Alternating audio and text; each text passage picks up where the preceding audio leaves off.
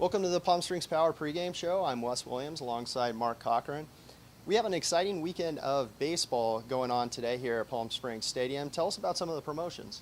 Well, one of the big things is tonight we have Republican night, so want to represent your political party. Tonight's definitely the night to do it. Obviously, all people are welcome, though. Definitely come out for a Friday at the ballpark. And then Saturday, kids get in for only $2. Not a bad giveaway. Great entertainment here at Palm Springs Stadium. Now, the Power have started off 9-1. They dropped their first game on Wednesday. What did you notice on Wednesday? Was there any cause for concern, or did you notice a lot of positives? I noticed some positives, obviously, from the emergence of John Malden and of Taylor Grace. Both of them have had slow starts at the plate, but have since really kicked off. Malden with 2 solo home runs on Wednesday, so he's looking really good.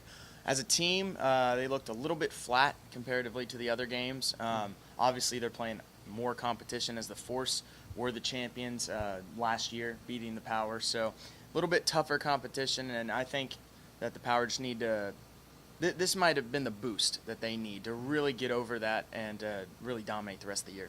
I think the Power are looking forward to those next couple games against the Force later on in the season. Oh, yeah.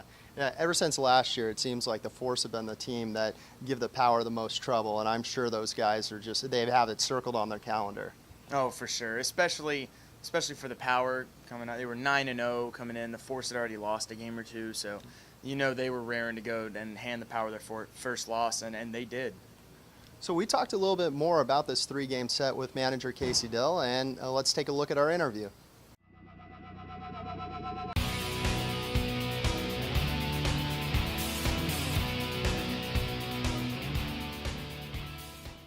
All right, we're here with manager Casey Dill. You had your first loss of the season to the San Diego Force on Wednesday. Were there any things that concerned you? Nothing that concerned me. Overall, I thought we played well.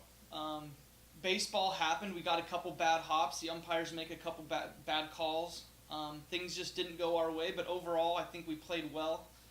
Pitchers didn't throw as many strikes as they had in previous outings, but that's an easy fix.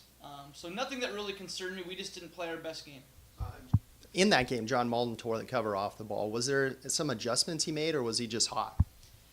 He finally got hot. John Malden knows what it means to play the San Diego Force, obvious league rivals. John saw that last summer, and big players playing big games, and I think he rose to the occasion and finally started hitting the ball like he's capable of.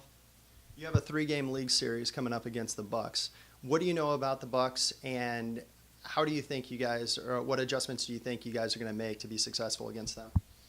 I don't think we need to make adjustments. I just think we need to continue to execute as we have all season long, throwing lots of strikes, making the routine play, taking good at-bats, getting on base and hitting with runners in scoring position.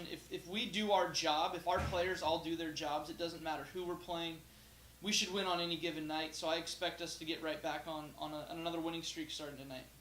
Now, CJ was drafted and some of the other guys weren't. Was there any kind of jealousy, or how did the locker room react to that? Yeah, I think one thing that our coaching staff can do is we have, 3 guys that have been at the professional level and can directly relate to guys how they felt on that day. A lot of our guys got phone calls saying we're looking at taking you between the 20th and the 30th, and it doesn't happen. So it is an emotional roller coaster, and I think that's where we step in as coaches and we actually become mentors and kind of walk them through, hey man, it's not over, don't worry about it, there's these options.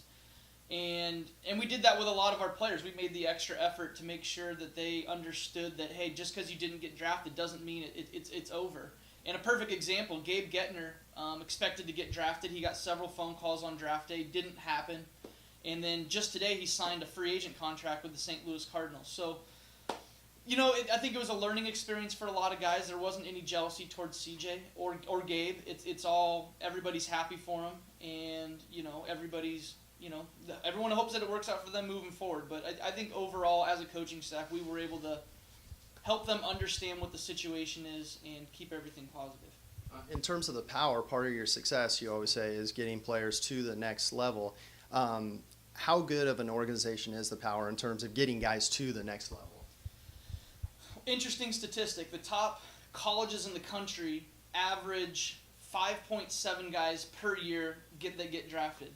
In comparison, the Palm Springs Power averaged 0.7 guys per year that get drafted. So the Palm Springs Power actually get more guys drafted off of our team than the best college in the country that does it on any given year.